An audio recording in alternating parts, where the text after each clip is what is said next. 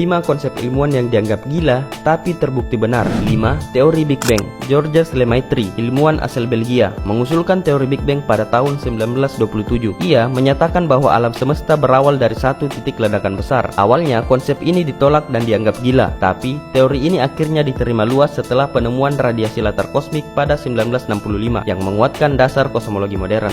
4. Teori kuman penyebab penyakit. Pada tahun 1857, Louis Pasteur menyatakan bahwa mikroorganisme adalah penyebab sebuah penyakit, sementara orang lain percaya penyakit berasal dari udara yang buruk. Ide Pasteur pun sempat ditentang, namun setelah penemuan vaksin dan antibodi pada abad ke-20, teori ini terbukti benar dan sekarang menjadi dasar dunia medis. 3. Mekanika kuantum. Pada 1900 dan 1905, Max Planck dan Albert Einstein merintis sebuah teori mekanika kuantum yang menyatakan partikel bisa berada dalam dua keadaan sekaligus. Meski awalnya dianggap mustahil, teori ini kini menjadi dasar teknologi modern seperti komputer, semikonduktor, laser, hingga GPS. 2. Continental Drift. Pada 1912, Alfred Wegener mengusulkan teori Continental Drift yang menyatakan bahwa benua-benua itu bergerak. Awalnya, teori ini ditolak dan dihujat habis-habisan. Tapi, sejak 1960-an, bukti pergeseran lempeng tektonik membuktikan teori ini. Kini, teori ini penting dalam memahami gempa bumi dan gunung berapi. 1. Heliocentrisme. Nicolaus Copernicus mengusulkan teori heliocentrisme pada tahun 1543 yang menyatakan bahwa matahari adalah pusat tata surya, bukan bumi. Ide ini pun sangat kontroversial dan ia dikecam habis-habisan. Tapi, setelah penemuan Galileo dan pengamatan teleskopik pada abad ke-17,